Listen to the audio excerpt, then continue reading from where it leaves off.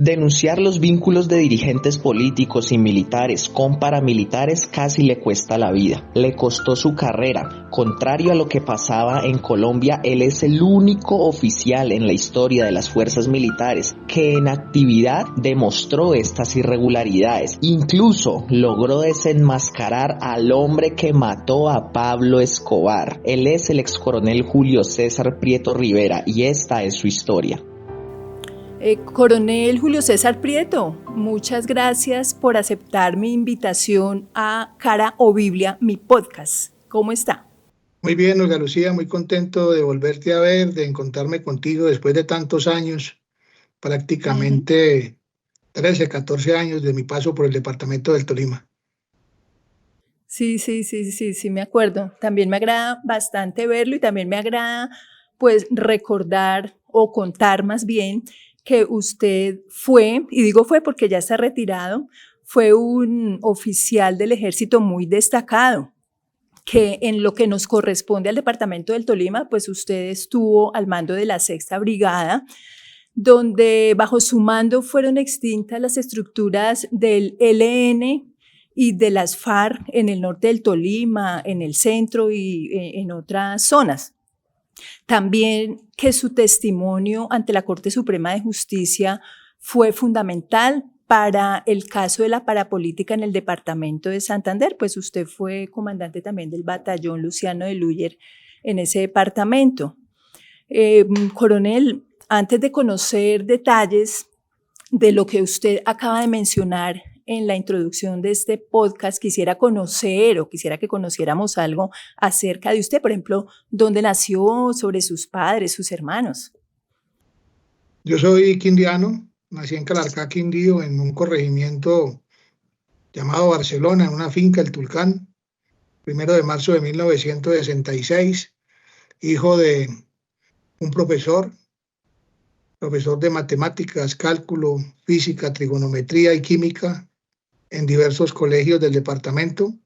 Mi padre falleció hace 25 años, hijo de una madre ama de casa y modista, ama de casa consagrada, un colombiano del común, como somos la gran mayoría de los miembros del ejército, provenimos del pueblo y servimos al pueblo.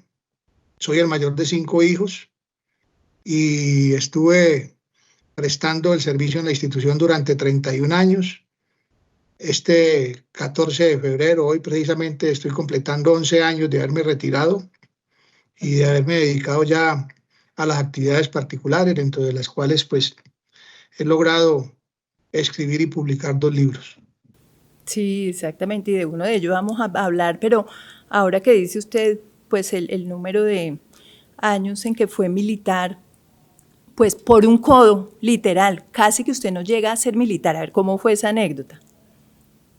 Yo, muy joven, a la edad de 9 años, mi madre, con 2 de mis 4 hermanos que existían para ese momento, salimos a vacaciones de mitad de año. Yo estaba cursando el 5º año de bachillerato y nos fuimos a pasear a Caicedonia Valle, a la finca de mi bisabuela Carmen Rosa Vega de Correa, y tan pronto llegamos a la finca me monté en un caballo y no habían pasado 10 minutos cuando me caí y me fracturé el codo derecho con fractura con minuta abierta.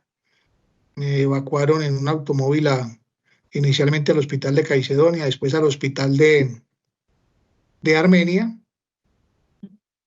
y allá le dijeron a mi papá, porque mi mamá se quedó en la finca con mis hermanos, que al día siguiente me llevaran para enyesarme.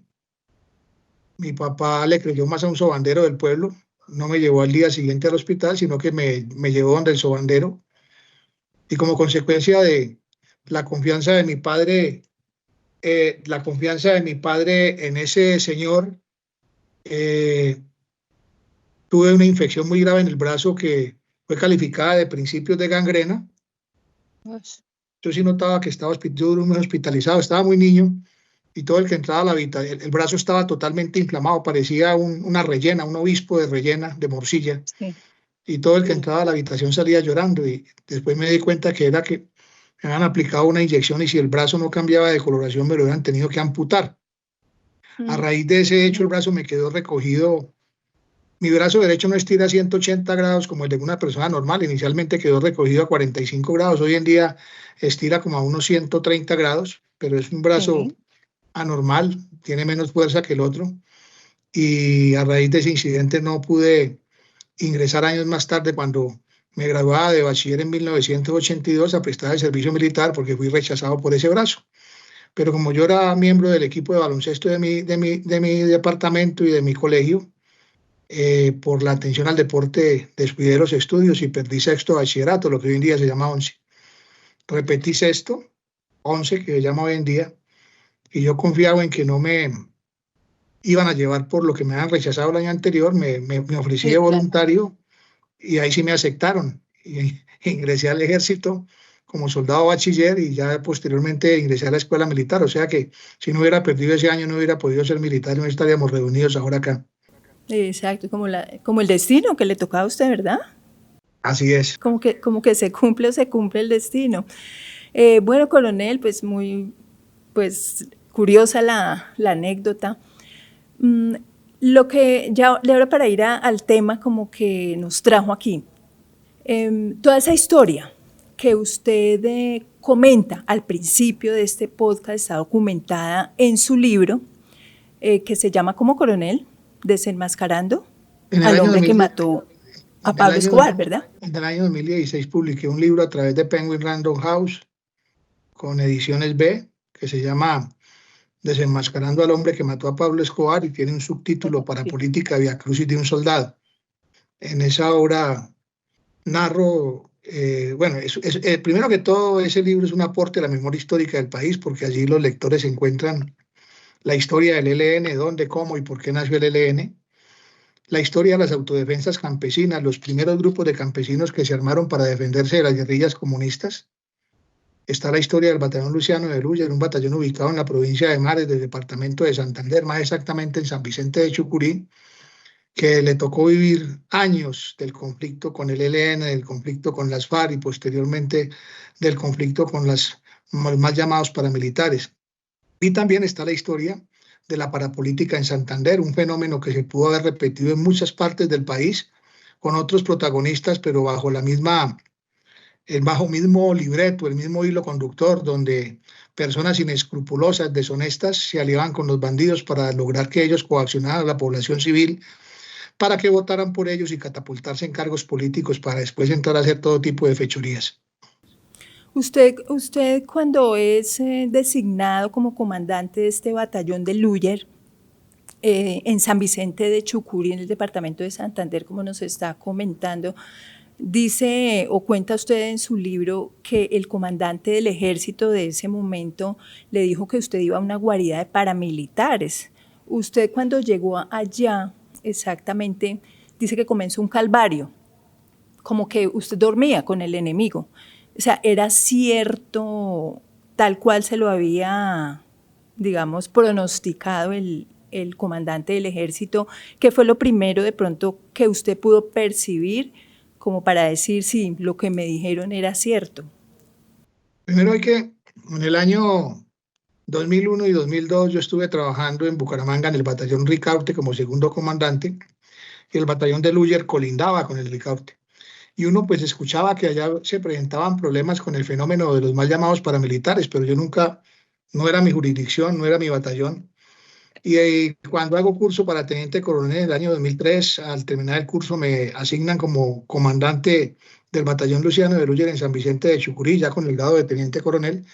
Y al llegar a esta unidad que manejaba más o menos 1.400 hombres y tenía la responsabilidad sobre 8 o 9 municipios del departamento de Santander, más exactamente sobre la provincia de Mares, pues pude evidenciar que, y esto siempre lo menciono con tristeza, lo digo, eh, que toda la población llamaba el batallón de los paracos, el batallón del cartel de la gasolina, Sí, porque sí. existía tristemente un contubernio de todas las autoridades, no solo del batallón, de la policía, de las autoridades civiles, de los alcaldes, de los concejales, del poder eclesiástico. Todos de alguna manera convivían y permitían el actuar de los mal llamados paramilitares en esos 9 municipios y pues por ende el batallón estaba podrido. Enfrentándome a esta problemática, pues traté de golpear a estos bandidos militarmente en operaciones, pero era imposible porque los mismos hombres que yo comandaba le pasaban la información a ellos. Y así pues me tocó Coronel. empezar a hacer un trabajo de depuración del batallón mediante un adecuado plan de contrainteligencia y poco a poco fui limpiando el batallón, pero también fui logrando golpear esas estructuras paramilitares. En medio de esa confrontación me fui ganando el afecto y el aprecio de la población y de los mismos paramilitares que se desertaban de esa estructura armada, de esas estructuras armadas, porque francamente eran 3 grupos, 3 frentes: el Frente Ramón Danilo, cuyo comandante era alias Nicolás; el Frente Isidro, el Frente Isidro Carreño, comandante alias Nicolás; el Frente Ramón Danilo, comandante Alfredo Benavides alias El Gordo; y estaba el Frente Walter Sánchez del Bloque Central Bolívar. Los 2 primeros eran del Bloque Magdalena Medio, que comandaba alias Botalón, y el Bloque Central Bolívar, que lo comandaba Julián Bolívar precisamente. El Frente Walter Sánchez, el comandante era alias Pantera. Esos 3 grupos, a lo largo de los 2 años que estuve en el batallón, fueron desvertebrados por completo. Ese desvertebramiento se logró mediante muertes en combate, capturas, desmovilizaciones. Y esas personas que se desmovilizaban me iban contando muchas cosas, entre ellas que el gobernador en ese momento, que ostentaba el cargo, Belisario Aguilar Naranjo, y algunos senadores, alcaldes, habían sido electos con los votos obligados de los paramilitares. Yo fui recolectando toda esa información y siempre la ponía de conocimiento inmediato de la Fiscalía General de la Nación y de mis superiores. Y con el paso, pues terminé denunciando al gobernador y a 3 senadores, y con el paso del tiempo, pues enviándolos a la cárcel en el proceso conocido como la parapolítica en la Corte Suprema de Justicia. Este coronel o gobernador Hugo Aguilar es recordado porque perteneció al bloque de búsqueda que finalmente mató a Pablo Escobar y apareció en una fotografía al lado del cuerpo de Pablo Escobar, y yo recuerdo que muchos titulares lo designaban como héroe, ¿cierto? Pero pues como dice usted, pasó de héroe a ser, pues por la ley, comprobado como una persona corrupta y que había actuado en conjunto con el paramilitarismo. Coronel, hay tantas anécdotas, pues porque me leí su libro completico. Cuéntenos esa parte donde usted apenas acababa de llegar, llevaba tal vez un mes, y una ONG lo visitó para ofrecerle sueldo, ¿cierto? A cambio como de su silencio, ¿fue? Los años pasan, estamos hablando del año 2004, 2005, 21 años atrás, pero por fortuna la memoria permanece intacta. Yo recibí el batallón el 8 de diciembre del año 2003. Ese primer mes me dediqué a observar, a conocer, y me di cuenta de la problemática. En enero hago la primera operación con una información muy buena, exacta, de un sitio donde habían supuestamente 8 miembros de las autodefensas ilegales. La realidad es que cuando yo empiezo a trabajar en el batallón y a mostrar una línea recta, una persona honesta, comprometida con la misión constitucional, los mismos soldados que no estaban corrompidos por el paramilitarismo se aterraban. Y en ese mes se me acercó un soldado campesino a mi oficina y me dijo: mi coronel, yo quiero decirle dónde están los paramilitares, dónde hay una base de los paramilitares. Y yo le dije: soldado, ¿usted sabe lo que me está diciendo? Me dijo: sí, mi coronel. Y si se dan cuenta que usted me está dando esta información, lo pueden matar a usted y pueden matar a su familia. Me dijo: mi coronel, yo confío en usted, yo lo veo a usted diferente a los otros miembros del batallón. Y me dice: en la finca que tiene mi papá, y allá vive mi papá, mi mamá y mis hermanos, hay una base de los paramilitares desde hace muchos años, y ahí tienen una repetidora de comunicaciones. Yo le digo al soldado: pida permiso y le entrego un geoposicionador y le explico cómo sacar las coordenadas del sitio. El soldado pide un permiso, sale, está en su casa 3, 4 días. Cuando regresa me lleva las coordenadas de la finca del papá, donde estaba efectivamente esa base de los paramilitares, y se monta la operación con un grupo que supuestamente era la unidad más selecta que tenía el batallón que me había entregado el anterior comandante. Era el grupo especial denominado Pantera. Y se realiza la operación, pero cuando debían dar el golpe en las horas de la madrugada para capturar o dar de baja los terroristas, los miembros de esa patrulla solo me reportan la incautación de los equipos de comunicaciones. Yo les creí, pero unos días después baja el papá del soldado y se reúne conmigo de manera clandestina y me increpa, me dice que él no va a permitir que el hijo me vuelva a dar información, ni que mucho menos él se va a meter en ese paseo porque esos soldados míos eran torcidos, que habían llegado a la finca en las horas de la madrugada, se habían sentado a desayunar con los paramilitares y que le habían dicho que había llegado un coronel que era totalmente contrario a cómo actuaban nosotros y que ellos los dejaban ir, pero que le tenían que quitar los equipos de comunicaciones para tener que reportarme a mí, porque si no los iba a embalar. Ese día me di cuenta del grado de descomposición en que se encontraba el batallón. Esos equipos de comunicaciones fueron entregados a la Fiscalía General de la Nación y durante la tercera semana de enero del año 2004 llegan a mi oficina 5 hombres. Ahí en el libro lo relato puntualmente, 5 hombres, una mujer, la mujer de nombre Olga Gómez, que después me di cuenta que era la compañera permanente del cabecilla del Frente Ramón Danilo. Ellos se hacen pasar por campesinos de la región que pertenecen a una ONG que se llamaba FUNCUA, Fundación Campesinos Unidos por la Paz, que posteriormente me doy cuenta que esa ONG había sido creada por los paramilitares para poder recibir ayudas económicas del gobernador. Sí. Y en esa conversación me dicen los 5 hombres y la mujer que en medio de la conversación que ellos iban a abogar para que yo les devolviera los radios, que los radios eran de un grupo de campesinos que propendían por la seguridad de la región, que no eran bandidos. Yo dije, esos radios están en la fiscalía, hablen con la fiscalía. Y al final de la conversación me dicen, coronel, lo que pasa es que el comandante Alfredo Santamaría está muy preocupado porque usted está actuando diferente a como actuaban los demás. Entonces, él no quiere confrontar con los soldados, él le manda a decir que si usted los deja trabajar, dejarlos trabajar era dejarles tener los laboratorios de cocaína que tenían en la jurisdicción, dejarlos extorsionar, dejarlos hacer sus fechorías. Que si yo los dejaba trabajar, ellos estaban dispuestos a pagarme 40 millones de pesos mensuales y 5 muertos con fusil. 5 muertos con fusil es lo que hoy en día se conoce como falsos positivos. Sí, sí. Yo los mandé para el carajo, inmediatamente hice un informe que se denomina en el argot militar un exclusivo de comando, le informé al comandante de la brigada lo que había ocurrido, los nombres, y los mandé para la quinta porra, pero a partir de ese día le dije yo a los campesinos, a los tipos estos, les dije, díganle al tal comandante Alfredo Santamaría que conmigo tiene 3 opciones. Una, que se me entregue con todos sus bandidos acogiéndose al programa de desmovilización del gobierno nacional.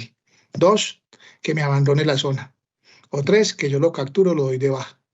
Y lo saqué de la oficina y ese día empezó realmente ya una guerra abierta y declarada contra esas estructuras ilegales, en la cual logré salir bien librado al término de los 2 años que duré en ese batallón.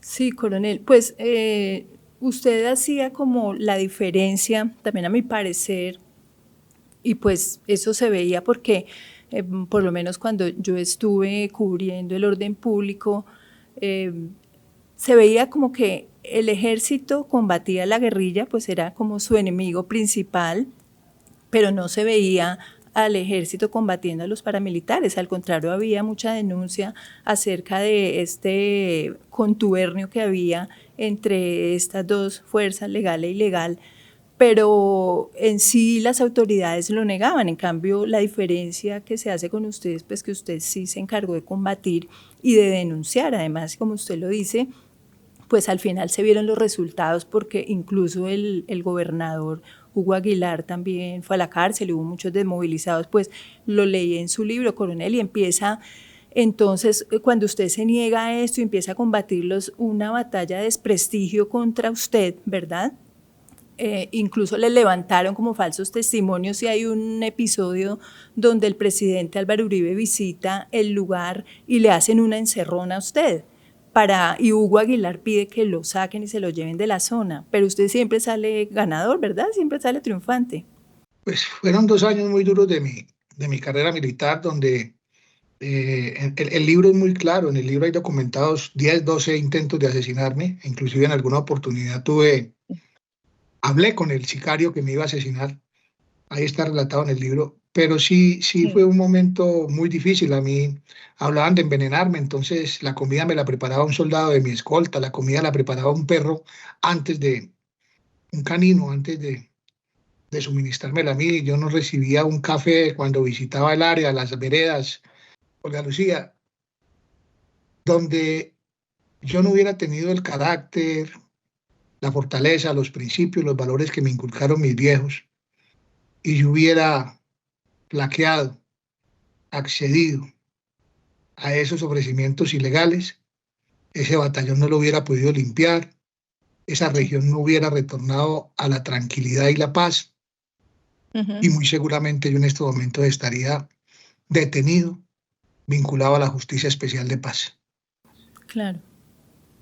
Sí, claro, usted fue un ejemplo también, pues para su familia, para saber que, o sea, eso que pasaba ya en Santander, pasaba en muchas regiones de Colombia, pero como lo digo antes, nadie denunciaba y usted sí se atrevió a denunciar y usted se quiso quedar ahí porque a usted se lo iban a llevar, lo iban a trasladar y usted pidió, casi que rogó que por favor lo dejaran porque usted quería terminar la tarea. O sea, es muy valiente de usted, de su parte, quedarse ahí donde estaba en medio de todos los enemigos. ¿No sentía miedo, coronel? ¿O qué era lo que había dentro de usted? Porque pues yo me sorprendí cuando yo dije, no, a mí me dicen que me sacan y de una, y el coronel se quiso quedar. O sea, ¿cuál era esa fuerza que a usted le tenía como para decir, no, déjenme aquí? Indudablemente, Dios está presente en todas las actuaciones de uno. Yo no pensaba en la muerte. Yo Sí, sabía que corría peligro, pero yo decía, yo estoy haciendo el bien, yo estoy obrando bien, el Señor me tiene que proteger, porque es que, entre otras cosas, dependían de mí muchas vidas. Tristemente sí, asesinaron más de 10, 12 personas por el solo hecho de haber hablado conmigo. Los sí. paramilitares asesinaron mucha gente, algunos los dejaban con cartas dedicándome esos cuerpos a mí.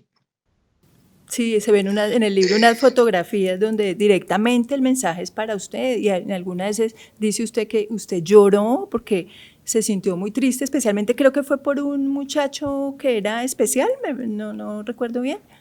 El muchacho de la fotografía era un muchacho con un retardo mental que le hacía los mandados a los Sí, soldados. Pero, sí, pero, sí, sí. pero todo fue muy duro. ¿Y por qué al año me trasladan? Al año me trasladan porque los paramilitares tenían dos cursos de acción: asesinarme u obligar mi traslado para poder quedar a sus anchas y muy seguramente corromper un nuevo comandante que llegara. Entonces, cuando me llega el traslado con un año, que era un traslado anormal, porque uno regularmente dura 2 horas, 2 años, yo hablo con mis superiores y se les solicito quedarme. Y el trabajo iba como a un 40%. Y el que llegara tenía que empezar de cero, volverse a ganar la confianza de la población, volverse a ganar el respeto del batallón. Claro. Entonces, afortunadamente atendieron mi petición, duré un año más y pude desvertebrar por completo el Frente Isidro Carreño, las autodefensas ilegales, bloque Magdalena Medio, el Frente Ramón Danilo, bloque Magdalena Medio, el Frente Walter Sánchez del bloque Central Bolívar, y dejar una región completamente sana, donde nadie volvió a pagar extorsión. Hace 3 días me llamó un campesino de San Vicente Chucurí. Curioso, 21 años después, me llama un Sí. señor y yo veo el número Chepe San Vicente de Chucurí, yo para acordarme que era Chepe. Yo le contesto: hola Chepe, ¿cómo estás? Mi coronel, ¿se acuerda de mí? Pues yo le dije que sí. No, mi coronel, acá estábamos tomando unas cervezas y hablando de usted, como nos dejó la tierrita, estamos disfrutando. Muchas gracias. 21 años después todavía se acuerdan de eso. Y no es la labor del No, coronel qué Prieto, es bien. la labor del Ejército Nacional, porque lo que yo hice en San Vicente de Chucurí, téngalo por seguro que muchos oficiales, suboficiales y soldados lo hacen a diario o lo hacían a diario en ese tiempo en diferentes partes de la geografía nacional. Lo que pasa es que el tema mío fue muy mediático porque golpeé a un gobernador, 3 senadores y varios alcaldes a quienes les pude demostrar sus vínculos con el paramilitarismo. Exacto.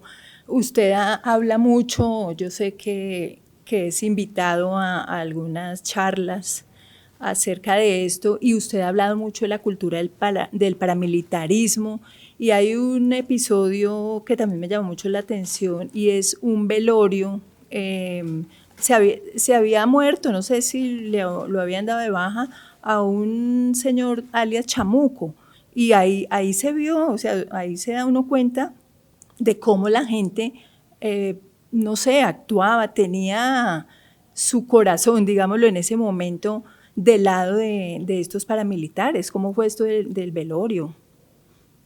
El bandido se llamaba Álvaro Noriega, oiga, me acuerdo, alias Chamuco, Chamuco. y, y era un tipo de unos 38, 40 años que se caracterizaba porque se ponía a tomar trago en cualquier tienda o fonda de una vereda, y mujer que veía y le gustaba la obligaba a tener relaciones con él bajo la amenaza de las armas. Tenía muchos muertos encima y en una operación del batallón fue dado de baja en combate con los soldados, y ese día pues, bueno, no, como, el común de la gente no se alegra por una muerte. Uno cuando está en la confrontación y hace parte de la institución, pues es un éxito lograr neutralizar un bandido de esa calaña. Y yo no entendí cuando salgo al pueblo y veo que a ese terrorista de las autodefensas ilegales lo estaban velando con la bandera de San Vicente de Chucurí encima, y la cantidad de gente, la romería de gente, era increíble. Cuando ese tipo era el que los extorsionaba, el que los sometía, el que les hacía la vida imposible. Pero bueno, eso fue cambiando con un trabajo persistente y constante durante esos 2 años, donde logré hacer chip a un porcentaje muy alto de la población de San Vicente de Chucurí y la provincia de Mares. Sí, yo así también a nivel periodístico recuerdo que eso sí pasó allá. Recuerdo que en Gaitania, Coronel, municipio de Planadas, aquí en el sur del Tolima, cuando murió alias el Barbado, Hernán Murillo Toros, habrá oído hablar de usted, a él también le hicieron un velorio donde asistió todo el pueblo, y se repartieron estampitas con la fotografía de él y la gente las compraba y la gente lloraba. Y sí, o sea, eran cosas que pasaban en esa época que lo dejaban a uno muy sorprendido. Coronel, usted en estos episodios donde usted me dice que 11 veces pusieron precio sobre su cabeza, ¿no? Como que cada vez le iban aumentando el precio, pero creo que fue la última vez donde usted tuvo ya como demasiado miedo, que dice que le temblaban las piernas, ya como que ya estaba llegando usted como al colmo de estas amenazas, ¿verdad? El día que hablé con el sicario que me iba a asesinar, Ah, sí, sí, porque, sí. porque un desmovilizado que a mí se me entregaron en esos 2 años, ahí en el libro está el listado, como 40, 45 integrantes de las autodefensas que se acogieron al programa de desmovilización. Y toda esa gente que se entregaba, los tratábamos muy bien en el batallón. Y un día se me entregó un muchacho de apellido Bueno, no me acuerdo el nombre, pero le decían Piolín. Y el pelado se entrega de unos 22 años, y tan pronto se entrega del batallón solicita hablar conmigo y me dice: yo soy del bloque del Frente Ramón Danilo, bloque Magdalena Medio. Yo me quiero entregar, estoy cansado de esa vida, pero necesito que usted me ayude y saque a mi esposa, que está en una finca con mis 2 hijos. Mandé una patrulla, recogieron a la muchacha, ambos eran muy jóvenes, y venía un niño de brazos. Siempre que se entregaban desmovilizados, yo lograba evacuarlos para los hogares de paso en las diferentes ciudades del país muy rápido. En 5 días los recibía el gobierno. Con este muchacho se demoraron como un mes. Y yo sin plata, sin recursos, sin partidas fiscales, comprando pañales, comprando leche, comprando teteros para sostener esas 2 criaturas y a este muchacho. Pues el pelado, alias Piolín, sí, Piolín, de apellido Bueno, terminó encariñándose conmigo y me decía papá. Sí, sí, sí. Yo lo despacho al mes, Imagínate. y lo despacho al mes, él se va muy agradecido, y como a los 5 o 6 meses me llama y me dice: papá, lo van a matar. Digo: ¿cómo así? Y me dice: sí, un compañero mío que estuvo conmigo en las autodefensas y sigue estando en los Paracos, vino a buscarme para que yo le ayudara a hacer la vuelta, y están pagando por usted 300 millones de pesos. Estamos hablando del año 2000, 2005. Entonces yo le dije, ¿y usted qué le dijo? Y no, yo le dije que lo que era con usted era conmigo, que usted era como mi papá, que usted me ha ayudado mucho. ¿Y el man qué dijo? Me dijo, no, el man dijo que si era tan amigo mío y me había manejado tan bien con él, que no se iba a meter conmigo. Yo le dije, Que yo quiero tampoco. hablar con él, yo quiero hablar con el muchacho. Y Piolín nos cuadró una cita en Bucaramanga ese mismo día. Ahí fue cuando me empezaron a temblar las piernas. Estaba yo en Aguachica y mientras me movía, yo siempre manejaba la camioneta y mi conductor iba a la derecha. Ese día no fui capaz de manejar. Y fui y hablé con el muchacho y mirando, no me miraba, agachaba, esquivaba la mirada, las manos le sudaban. Una persona que inspiraba desconfianza. Y me dijo, por usted están pagando 300 millones de pesos, esa plata la puso el comando Botalón, la puso el comando Nicolás y el comando Alfredo en Puerto Boyacá en una reunión, y yo estaba en la reunión y como estaba necesitado la plata, yo me ofrecí para hacer la vuelta. Y me dijo, pero yo ya no lo voy a hacer, usted puede estar tranquilo, pero tiene que cuidarse, porque esos manes lo que le tienen es ganas y habrá otro que se quiera ganar esa plata. Sí, estuvo usted durmiendo con el enemigo, usted mismo lo dice en el libro, ¿no? Durmiendo con el enemigo durante esos 2 años. La verdad, no me imagino su incertidumbre, su angustia a veces, pues más que todo por lo que dijo hace un rato, y es que mucha gente, gracias al trabajo que usted hacía, mucha gente empezó a confiar en el ejército y venían y le contaban a usted muchas cosas, pero pues al otro día o muy seguido a muchas de esas personas las asesinaban. Entonces, pues sí era una situación bien, bien complicada. Coronel, usted creo que no sintió el acompañamiento del Estado, ¿verdad? De su ejército, no fue como usted hubiera esperado. ¿Eso qué le causaba eso? Bueno, mientras estuve en el comando del batallón, pues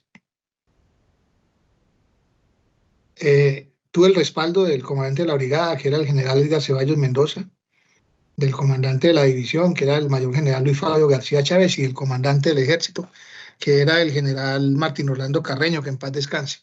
Sí me apoyaron, pero ya después con el paso del tiempo, en los años subsiguientes, 2007, 2008, 2009, 2010, donde Aguilar empieza a sentirse ya acorralado y empieza a lanzar una cantidad de difamaciones, improperios, acusándome de que yo tenía vínculos con narcotráfico, que había desaparecido gente, que había conformado grupos armados de extrema derecha, una cantidad de... Y ese problema terminó convertido en un problema personal y no institucional, cuando quien hizo el trabajo y quien demostró los vínculos ilegales de esa gente con las estructuras armadas de extrema derecha fue un oficial del ejército, no fue una persona natural.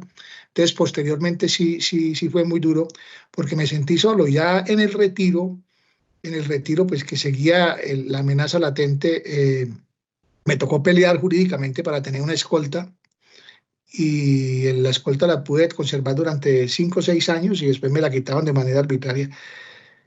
En esa parte sí, la institución es lo más hermoso que hay, pero algunas de las personas que la conforman no se comportan a la altura de esa empresa tan grande y magnánima que tiene el país. Sí, coronel, ¿usted cree que todas esas denuncias que usted hizo estando activo fue lo que le impidió ser llamado a general? En el segundo libro que lancé el 27 de marzo, que se llama Historias y Logros, curso centenario de la Constitución Nacional, en ese libro cuento todo eso. Entonces leas el libro para que tenga la respuesta. Bueno, pues entonces cuénteme usted el libro para que también otras personas que estén interesadas, porque bueno, usted ahorita ya es escritor, ya tiene 2 libros, va a estar en la Feria del Libro, me dice que está escribiendo 2 nuevos libros. Cuéntenos este último libro, ¿de qué se trata? Durante 7 años, desde el año 2017, me dediqué a recopilar historias, anécdotas de mis compañeros de promoción militar, que fuimos 471 jóvenes colombianos que ascendimos a subtenientes el 5 de diciembre de 1986. De esos 471, al día de hoy han muerto 63. De esos 63, 14 murieron en el desarrollo de operaciones militares. Entonces, en el 2017 yo me pongo a pensar, hombre, tantas historias que tengo yo por contar, qué tal que pudiera recopilar las de mis compañeros. Y duré 7 años recopilando historias de mis compañeros, jocosas, alegres, trágicas, heroicas, hay de todo tipo. Sí. Y el año pasado terminé ese libro. Ese libro es un libro en edición de lujo, mide 23 centímetros por 35 en pasta dura, papel mate de 90 gramos, escrito a 2 columnas, más de 300 imágenes a full color, tiene un estuche también.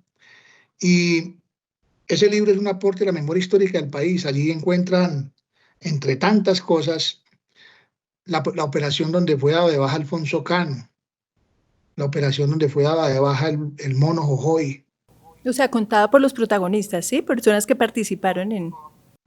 contada por los comandantes de las operaciones que son compañeros míos. Ok, sí, qué bueno. Está la retoma de Dabeiba, donde murieron 54 militares. Está la liberación del Cañón de la Llorona, la toma de Miraflores Guaviare, la toma de la base de Tarazá, la batalla de Puerto Lleras. O sea, es una cantidad de historias, de anécdotas, algunas muy tristes que le roban lágrimas a uno, otras muy jocosas que roban sonrisas. Entonces es un libro en edición de lujo, pero hay algo más bonito, y es que yo renuncié a cualquier tipo de lucro por la venta de este libro. Yo determiné que la venta del libro será destinada como fondo inicial para la construcción del primer hogar para adultos mayores de veteranos y retirados de las fuerzas militares y la policía.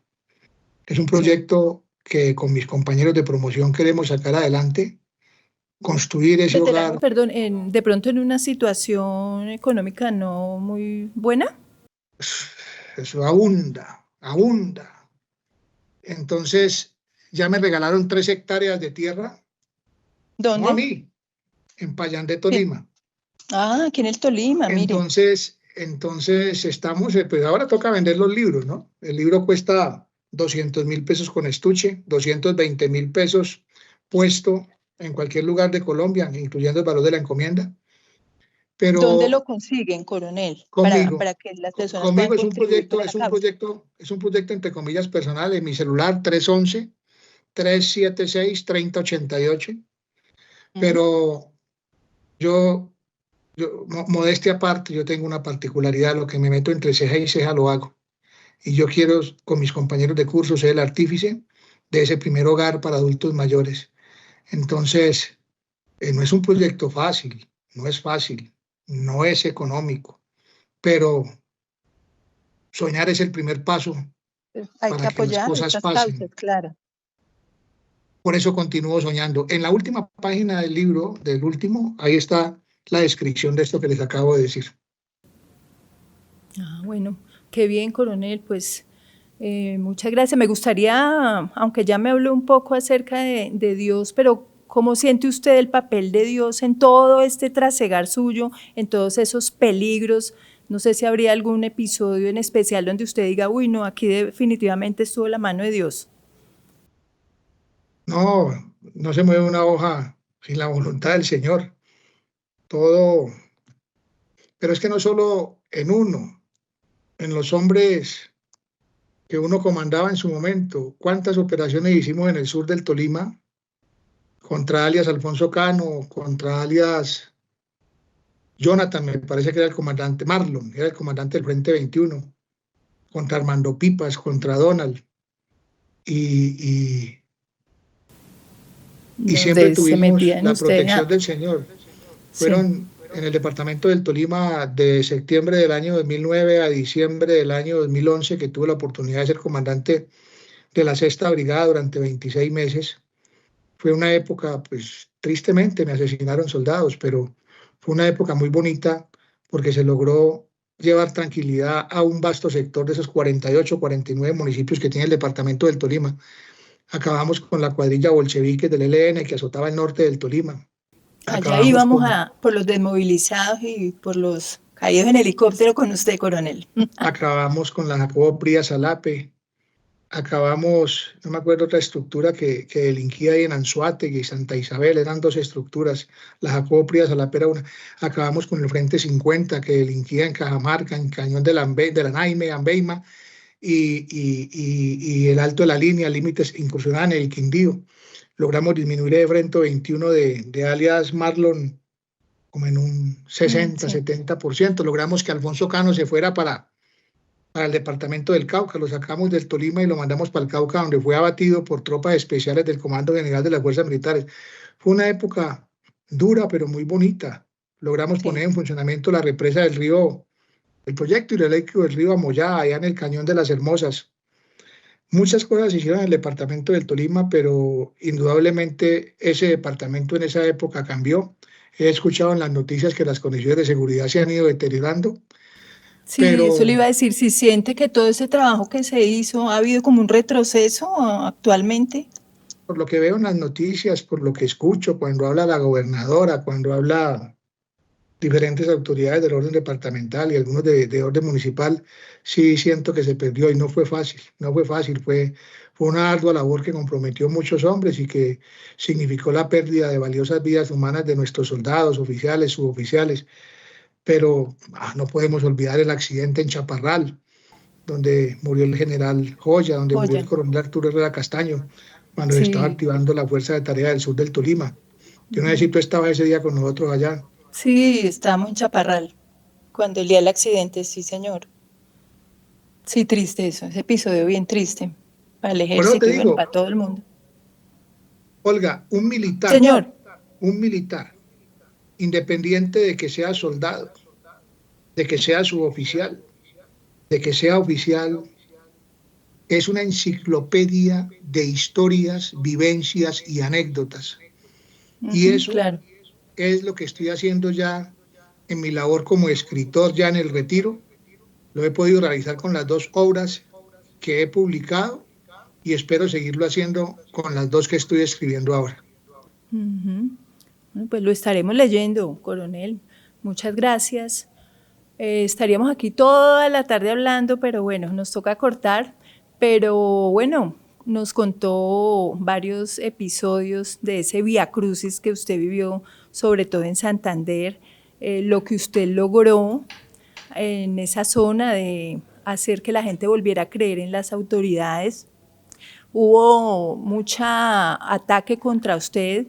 Este gobernador Aguilar trató de desmentirlo en muchas ocasiones, trató de sacarlo, pero finalmente pues se le dio a usted la razón, porque pues él fue a la cárcel finalmente.